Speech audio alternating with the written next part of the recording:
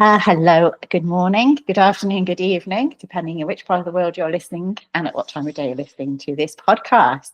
I am more than happy to welcome Maya Frost to Reflects Now podcast. And this is one of several podcasts where I'm speaking to people who've had major changes or transformations in their life that have led them on a path where they are giving of themselves to others for the betterment of other people's lives. My name is Julie Jackson. I'm founder of Reflects Now on Substack and podcast series, and Reflective Education, which is a service of educational services that you can find on the website. So over to you, Maya, if you'd like to introduce yourself. Hi, Julie. Thank you for having me. I'm very excited to be here and share my story. Well, my name is Maya Frost, and I am an accidental grief worker. I never set out to do this work, but it really is my calling, and it came about because of the way I grew up and all of my experiences. So what I do now is I focus on helping people who are in despair, and right now that's a lot of people in despair about the state of the world, and to use creativity to sort of break through and lead to healing and adaptation, connection, and joy. And that really is possible.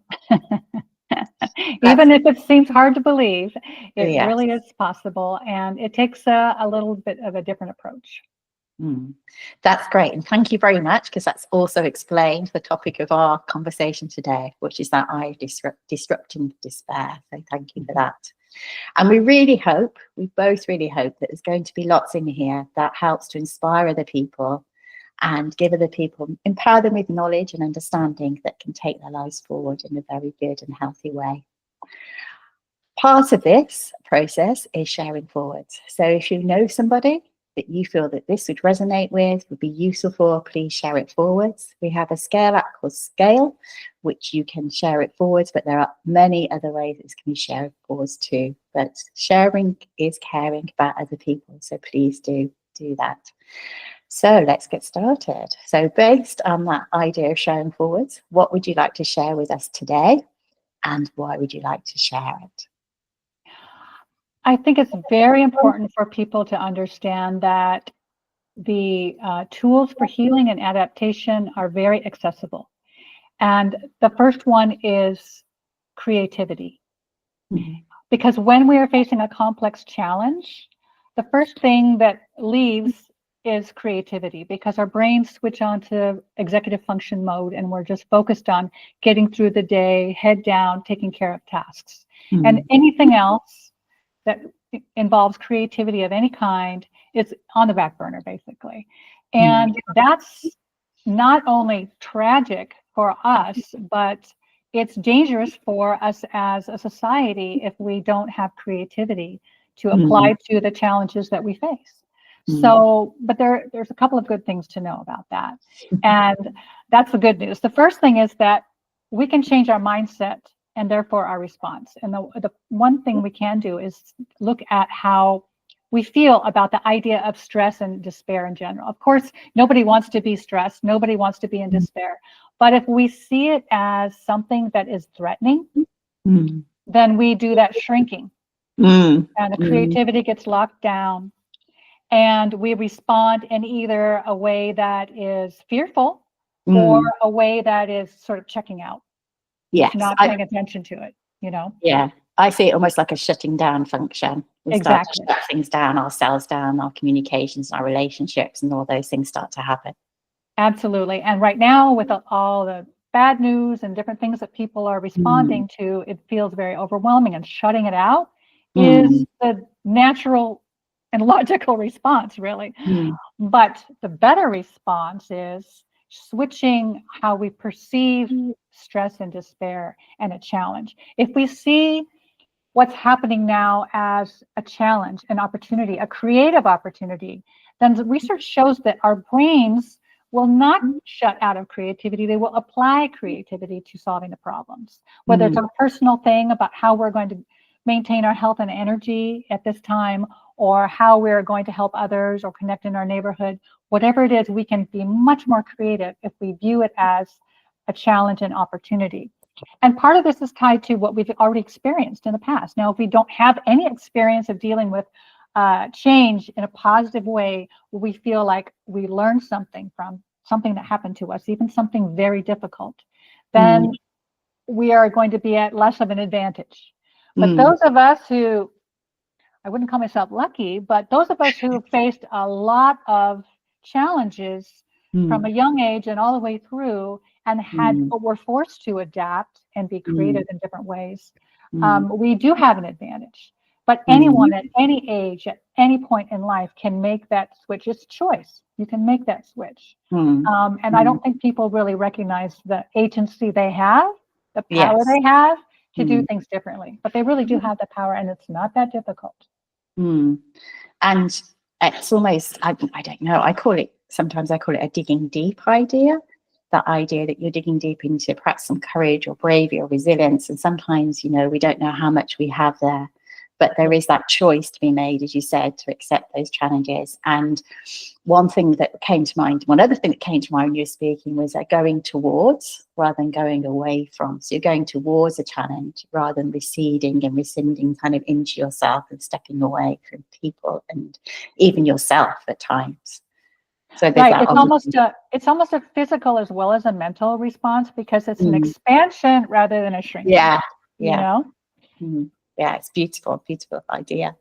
And as you said, the thing is that it works. I mean, that gives so many people hope and that there's options, because sometimes we don't see the options in front of us. Yes. So based on that, in terms of your life experiences, what has emerged for you that gave you this path in life in particular? If you'd like to share with us some aspects, that would be wonderful. Sure. Well, it took me a lot of years to sort of piece it all together myself and really understand the learning that I'd gained through the trauma that I experienced. But and in many ways, it started before birth, because my mother became pregnant with me when she had an affair with an older man who lied to her, said he was married, or said he was separated, but he was very much married. The old story, and that he could not. She didn't have to worry about birth control because she couldn't get pregnant. Well, she did. And he had impregnated his secretary 6 months earlier. So yeah, maybe he should have shared that. So she, in the 60s, right, 1960, was an unwed mother. And she went through so much grief and rage while she was pregnant with me, knowing that she was going to have to give me up for adoption. And I've since learned that, the research shows that the fetus absorbs whatever those kinds of hormones and emotions, the cortisol, the stress hormones that are being pumped out during pregnancy. And I was basically bathing in this soup of grief and rage before I was born. And that has an impact. And so I don't know if, what they don't know is if that helps or hurts. Now, maybe for some, you get a sort of used to a different level of stress, and you're maybe more capable of adjusting to that level, but I'm certain that it's not in every case do young children born in those circumstances adapt well. But that was my beginning, and it just got worse from there, actually, because I was adopted, and then when I was 5, my adoptive father told my mother that he was homosexual. She had to look it up in the dictionary. Wow. So there was a divorce, and my 2 brothers and I, younger brothers and I, went to live with her grandparents and in a very tiny house in Oregon. And 6 months in, my grandfather was mowing the lawn one day, had a massive heart attack, and died right there in the grass. So a lot of trauma for young children who witnessed it after having gone through the other. And then I'll skip forward a bit because there's a lot, but basically through divorce and excommunication, because my father was Mormon, he couldn't have any contact with us. He attempted to kidnap us. He was not allowed to see us for years. My grandmother, who was my primary caregiver, spiraled into dementia when her husband died suddenly and tried to kill me twice because she felt I had brought bad luck to the family as an adopted child. Anyway, so these are all the things that led to a very early exposure to trauma. And but I'm so grateful that my response to the continuing trauma that happened up through every age, but especially through 15, was that I had an inner intrinsic understanding that if I focused on the things I loved, Mm. I would feel safe. Mm. So when the sexual abuse started with my stepfather when I was 10, I would go into the woods on our property and write poetry and stories about the things I loved. My cat, my favorite flower, my favorite tree, the chicken, whatever it was. And that felt like my safe place. Mm. And so that was a seed from a very early age that I carry into my work today, is that sense what you are grateful for, sense what you are longing for, and move toward that, making that a reality. Mm. So Yes, there's it has, it's made me brought tears to my eyes. I don't mind sharing with you because there's so much there that you experienced, and you said so much that's unsettling and unnerving and disruptive, and for me there are aspects of it that resonates in terms of my life that was brought up in a very dysfunctional family. And I think even talking about mom and my mom carrying me, she had a lot of stress and anxiety and was told she shouldn't give birth to me. She was given the option of abortion, and it's interesting, that idea of then how does that affect you, and is it a good thing or a bad thing? But going forwards with a dysfunctional family as well, that was very tough, and there are lots of experiences from emotional to physical abuse and violence, very violent household, that were traumatic. So I can understand that concept of, you can recognize in your life as a child these things that went on that weren't right. And similar to you, and that's what I think what brought tears to my eyes, was that idea of going into a world that felt safe, because you weren't safe in the world that should have been innately safe. And that I could never get my head around it. And I could see in other people's houses, I'd go to friends' houses all the time to get away from it. And they'd have this very different existence that felt so strange, but I knew in my heart that's what I should be experiencing. And I hope this resonates with other people that listen to this as well. So for me, similar to you, it was reading for me, and drawing and writing that were my safe places. And that's what is my eye. So and grateful for you sharing that. But I know it's not easy to share either. But as I say, I'm just hoping it's a benefit of others. So that led you on your path where you are, and in part has led me a little bit on the pathway I'm in terms of giving to others, for sure, and hoping they will have a better life as a result of it. But yours is much more directed, as you said, on this disrupting despair. And it will be good for us to go on to thinking about how can you share ways in which people can disrupt despair, what would be useful then to use, even starting today. How can they get their head around it? How can they see a way forwards with it? Great. Well, first, I want to clarify that I talk about despair, but I also talk about desperalysis, because sometimes how we feel isn't showing up as despair, as grief, or fear, or anger, or hopelessness. It's just a kind of low-level current that's running through us that we kind of push down. And that's the paralysis, because a lot of times those emotions may be emerging, but we push them down and it comes out as a sense of dissonance and a sense of paralysis. Like, we know something's not quite right, but we don't want to pay too much attention to it, right? And this is very, very common. But what people need to understand is that, despair, fear, anger, we know those are potentially damaging to us mentally and physically. But the dissonance that's just lurking here, that is just as damaging, because we are not even giving it any name. We're not acknowledging it.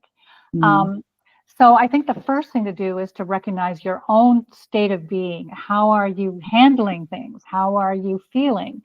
How are you sleeping? How does your body feel? Are you carrying, heaviness? Are you carrying tightness? Just to get in touch with that and have some sort of way that you prefer to move, to exercise, to stretch, that feels soothing to you and helps you recognize what's shifting. Because we have signs when we have dissonance. Sometimes very, very big signs that we need to go to the doctor for, but sometimes it's much more subtle. It doesn't mean it's not there. And we really need to learn how to recognize what's happening with us, because we're the ones who have to watch out for our mental and physical health and safety. It's up to us. So we need to take responsibility for checking in with ourselves. So that's the first thing. And the second thing I would say is, we talked about this earlier, that having some kind of creative outlet. And it doesn't have to be a traditionally creative outlet. It's like, well, I don't paint, I don't draw, I can't do that. Well, there are a lot of, you can be a creative cook, you can be a creative, organizer in your community. There are a lot of ways to be creative. So first thing, we want to dispel the idea that you're not creative and so this isn't going to work for you. Everybody's creative. If you have a thought in your head, you just created it, you're creative, so let's just push that away. That is not true. We're all creative, so let's start there. And so then it's a matter of choosing, how do we want to express and explore our creativity? And that can be any number of things, any number of either art forms or movement or music or any number of ways. And we can use those as healing mechanisms for ourselves and for others as well. So we do have the capacity, the agency to make choices to bring forth our creativity. But we have to do it, again, when we're not feeling so stressed that we've pushed it down and our minds are on that, hunker down mode. We have to lift ourselves out of that through creativity, and time spent in nature is especially soothing. Anything that we can do to disrupt that sense of tightness and, hunkering down, because that's exactly what we need to release, physically and mentally, in order to go to the next level. And the other thing is what we talked about is, the gratitude. So creativity and gratitude are the two things that we have control over. We have control over tapping into creativity. We have control over how grateful we feel. And if we tap into those, the research shows that if you are expressing gratitude on a regular basis, that's why we talk about gratitude journals. If you express gratitude on a regular basis, or even just think about it, you don't have to share it, but if you, it's nice if you do, but if you don't, if you're just writing about something, that actually increases your ability to adapt, and it builds resilience. So creativity and gratitude together are the two winners that we can control, and we need to. We need it now more than ever, both of those. Yes. I mean, the first part of what you said in your response, it reminds me of like a recalibration, a resetting of some kind, that idea of checking in, seeing where you're at, even saying to yourself, maybe, where am I at today? What am I feeling today? And then recalibrating that, resetting that in the way that you can. And as you said, creativity, it's interesting how, because of being a musician and I like art and these things, I'm very fortunate, come quite naturally to me. But I often meet people who say, oh, I could never do that. I've never been able to do that. And I think it's really nice and reassuring for people to hear there are so many options that are just really on your doorstep. And it's really, as you said, about you having your own agency to take that step. And sometimes it only needs to be a little step, and you just need to have a little bit of confidence and reassure yourself that you can make that step forward. And it might feel different or strange, but it's a good step forward. And gratitude. I've not experienced a lot of saying it verbally, but I've started this year. A friend suggested, why don't you actually say it a little bit more? I mean, I say thank you for things. Someone gives me a cup of tea, I'll say thank you. But the actual, I'm grateful I've got water through my tap that's running, an expression, it's clean. Those kinds of things. Exactly. It really does alter your day and your mindset. It's, so those two elements, I can see how really, I wouldn't say life-changing, powerful they are in your everyday life. So I really hope, again, sharing that with others, they can sense that and will try those things in their lives too. Well, and another thing to keep in mind is that, what it takes to even know what you're grateful for is paying attention.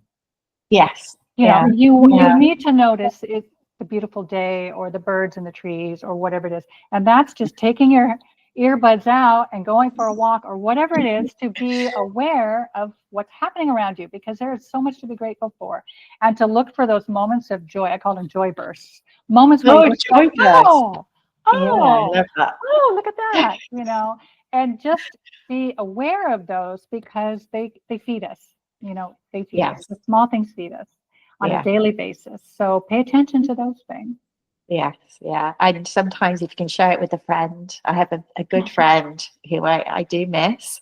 And she'll say when we go on a walk or go on a cycle ride, you know, what we just heard? Have you seen that over there? And I have to admit, I'm not very observant. So she does have to literally point to the birds sitting on the tree, and they're like, oh my gosh, isn't that amazing? That's an amazing day. Or so it's, as you said, accessible, and it's being kind of awake to that and open to those experiences, which I love the idea of bursts of joy. I love that. Well, and accessing joy is also so healing and uplifting and keeps us energized. And so I write a Substack called Collapse into Joy, just for people who are recognizing the reality of our serious situation, but also want to give themselves permission to feel happy, to feel joyful. And if you can't feel happy about things, you can at least feel joy bursts. You know, you can experience those. You can give yourself permission to do that, no matter how much you are, you know, focused on working on serious issues and feeling a heaviness about the world. Yes, there are lots of global issues, aren't there, at the moment that people can focus on, from structural issues to climate change, environmental issues from that. And as you said, allowing and enabling yourself to have those bursts of joy are an incredible thing, very uplifting for you within that context that isn't so great. Yes. So how have you transformed your own life? You'd like to talk a little bit about that, and how can that inspire others? And whatever you'd like to share with us, I am open to listening to it. So, okay. I would say my first big transformation came when I was 15, and I was in a serious car accident, very serious, tragic car accident, and I was the sole survivor, and the other young people, teenagers in the car, died instantly. I wasn't the driver, I was a passenger. I was thrown from the car, and the others were not. But at the time, this happened about 25 miles from where I grew up. And so the police and my parents both said, look, nobody in our town has to know about this. You don't have to talk about it. You need that burden. You don't need that extra suffering to talk about it. So better to just not tell anyone. You don't have to talk about it at all. This was back in 1975. You don't have to talk about it at all. That's how we did things then, right? Yeah, I was going to say, just don't talk about things. Yeah, and so they made me promise, and I promised, and I never did. And I never even talked to my siblings about it for years. Wow. Nobody in the family even knew. No. Just my parents. And that was a really difficult thing. And fortunately, somebody reached out to me, saw that I was suffering, wasn't exactly sure why, saw I was suffering, and reached out to me and said, hey, I want to teach you how to meditate. Oh. Well, I did not receive that very well. Okay. I appreciated the gesture, but the reality was I had so many emotions and suicidal ideation that I thought the last thing I want to do is sit still and soak it in. Think about your thoughts. Yes. But I did understand the paying attention part, the paying attention to what's going on. And so I decided to turn this whole mindfulness concept into a game that I couldn't wait to play. And so with that same idea of like focusing on the things I loved, I picked cues, sensory cues of the things I loved, like petting my cat, or hearing a certain bird song, or seeing my favorite wildflower, or tasting a certain thing. You know, I had maybe 8 or 10 of those. And throughout the day, whenever I encountered any of those, it reminded me to pop into mindfulness mode and go, okay, I'm paying attention, I'm mindful. I'm right here. I'm in the present moment. And I didn't have all that language because we didn't talk about stuff like that. But anyway, I knew the sense of being like, oh, I'm paying attention. I'm right here now. Yeah. And so that really helped me so much. It saved me. It really did. And yes, I can't express enough how that saved me when I was 15. But things continued to happen. Life went on, got married, had kids, etc. And when I was 40, my two of my brothers had died of suicide, and one had died of AIDS. And I was going through a thing, trying to process that. And I remembered that mindfulness game. And I thought, I bet other people could use that mindfulness game too, you know? And so I turned it into a very simple, this 2003, very early internet stage, you know? So it was like, you know, email, autoresponder, kind of like, you know, every other day you get one of these messages. And developed this course to help people do basically what I just said, you know, pay attention to things around you and remember to pop into mindfulness mode. And it just caught the attention of people around the world, 100 countries, and got picked up by the media, like 150 media outlets around the world. Because at the time, people knew about, you know, meditation, like Zen meditation, but the idea that anybody could access that sort of awareness was completely ridiculous.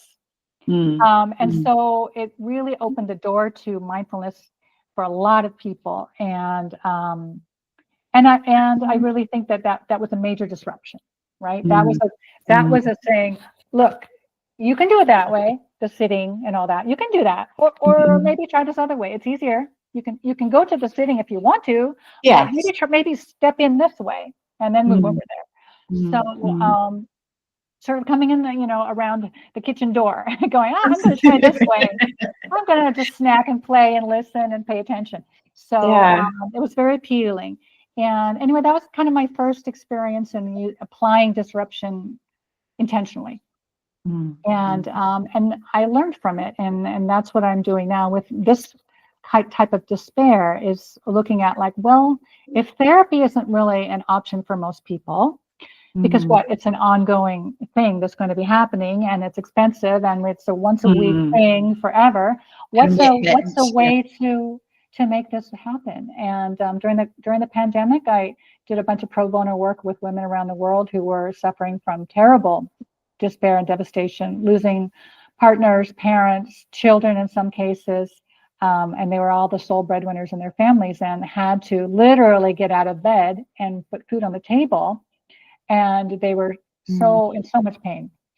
And so I worked with them, and I had no choice but to try to find something that worked quickly and effectively.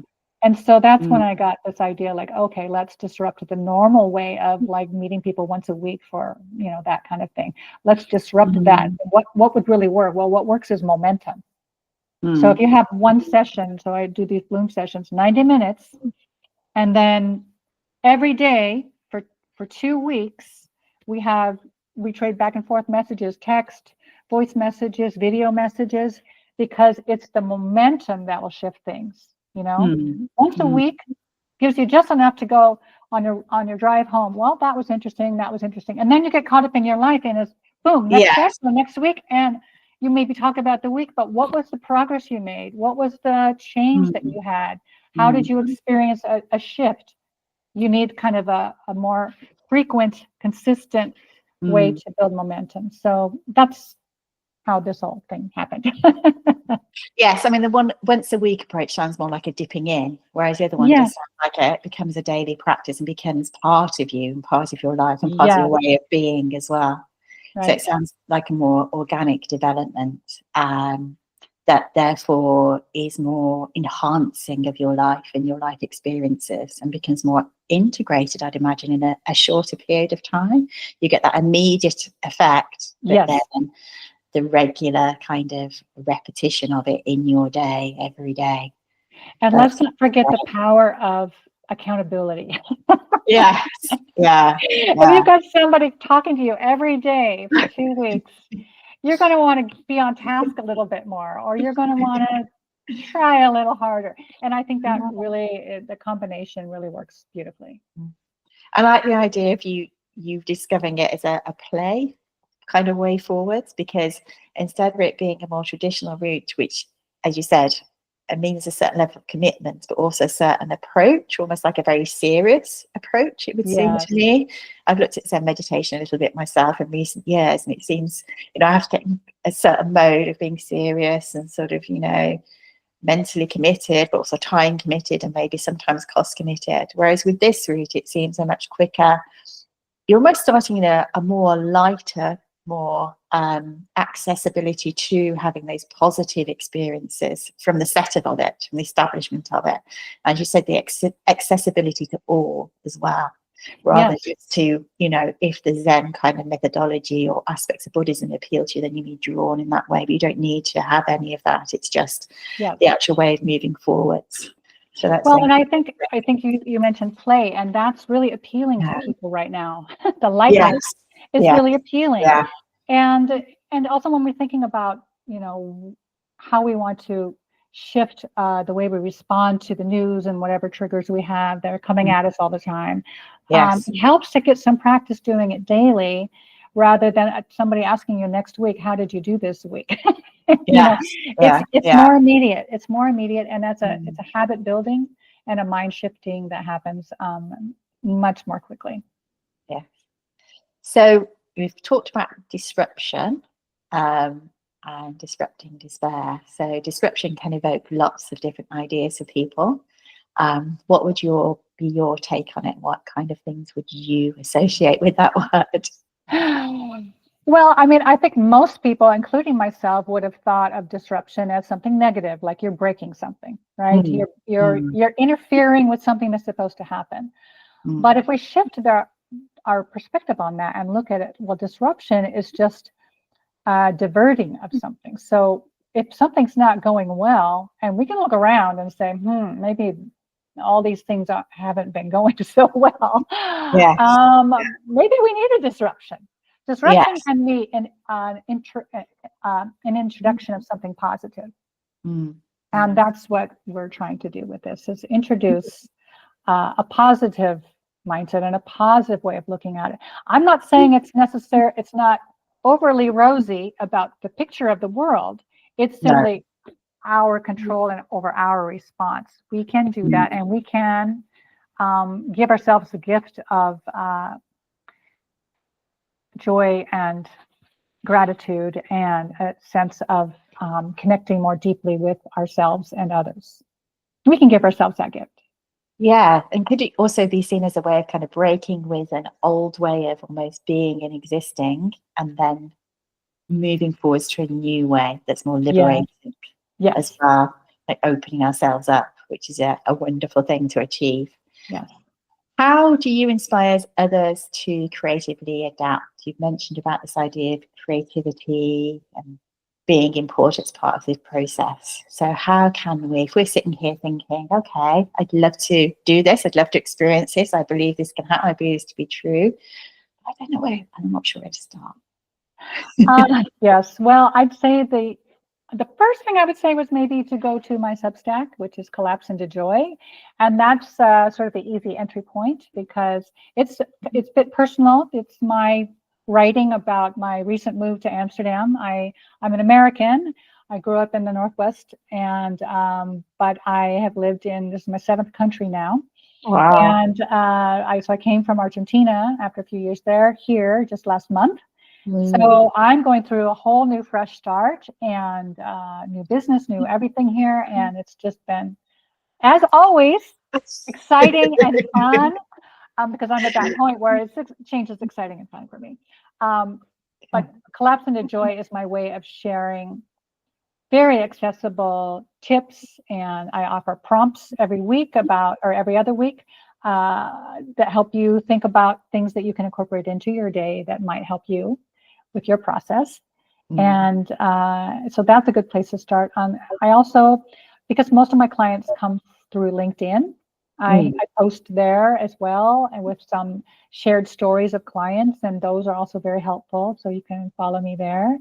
And it just, there are so many different ways that our experience of this time shows up, so many different ways for so many different people. It can be in your work, in your relationships, in the way you parent, and who you are as a community member. You might not be happy with just one of those areas, but chances are there is a simple, quick, and effective way to shift things, and by applying all of these ideas. And it's good that people can hear that and really can resonate with people, and they can start reflecting on that in their lives, because often we do an all or nothing. I think it's like a catastrophizing thing almost. We say, everything's wrong at the moment, or everything's really good at the moment, and Yes. sometimes we go from day to day without looking at the core things, but you've given people clear ideas of what elements of their life they could have a look at and just really sit with and think about. And then, as you said, And play with. Yeah. I must remember that. I must remember to refer to that. Yeah, for sure.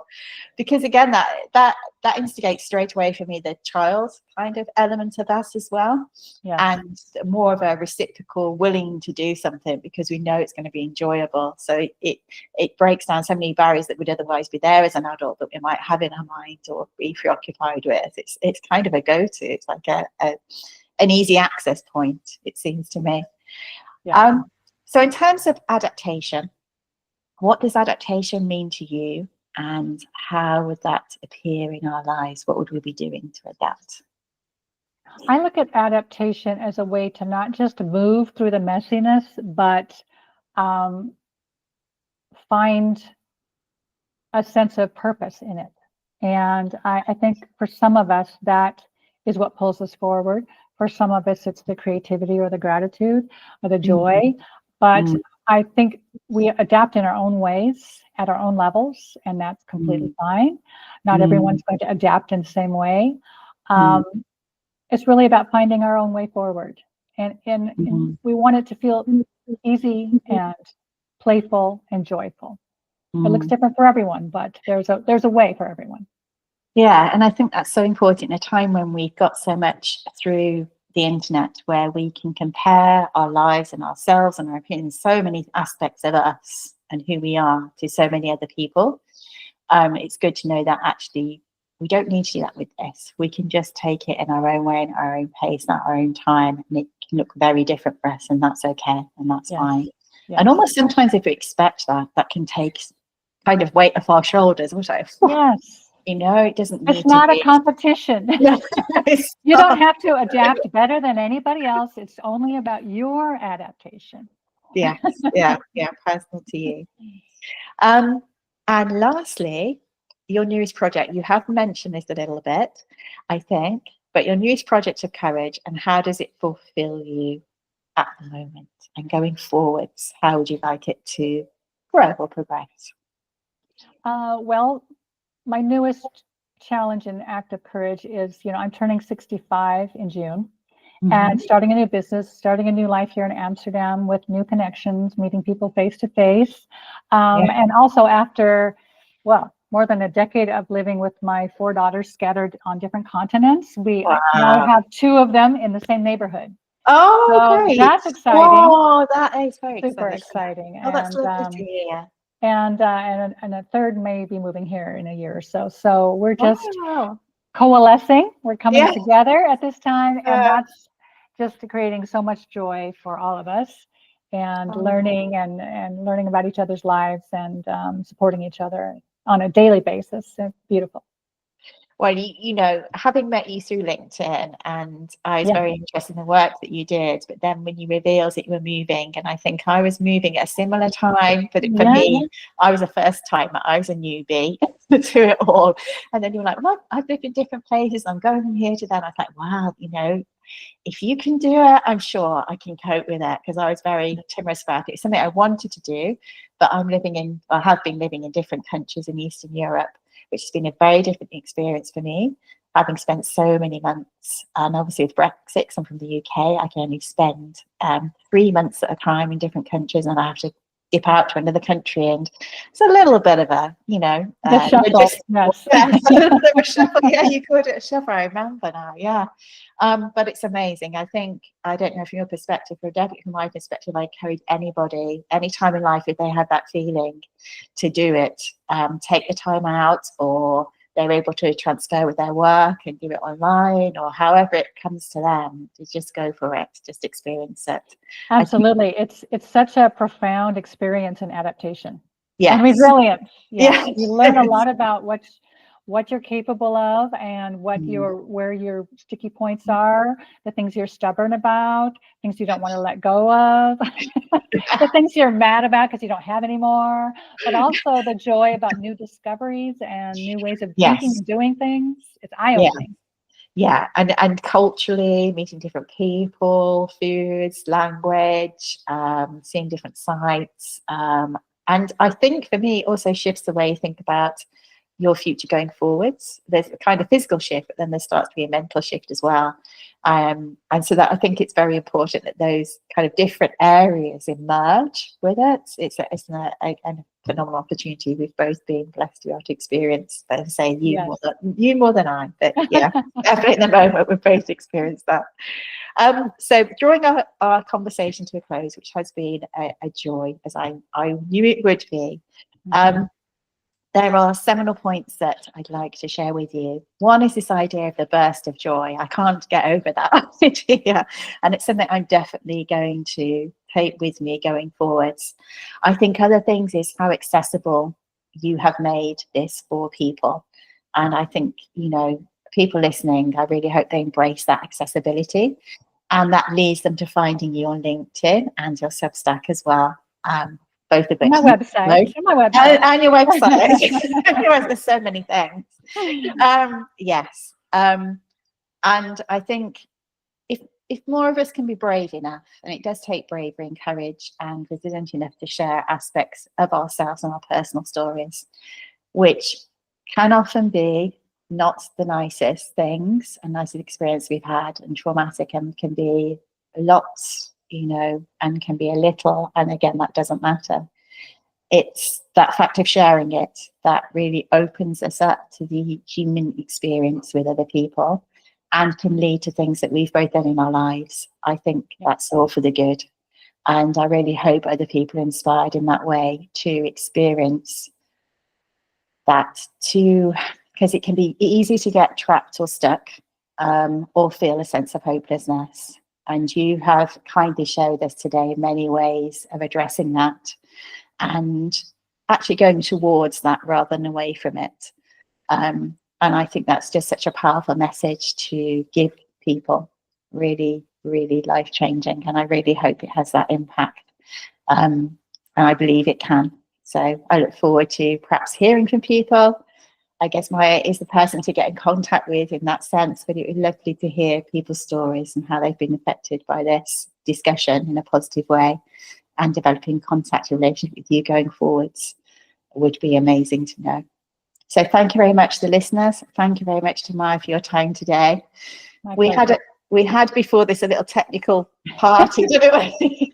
That we danced together to arrive at this point. But here we are, and we've arrived at the end of this. And I look forward to sharing more podcasts with you in the future as well. So that would be great. That would be a joy to have. So thank you very much. Thank you. And goodbye, everybody. Join into the next one soon.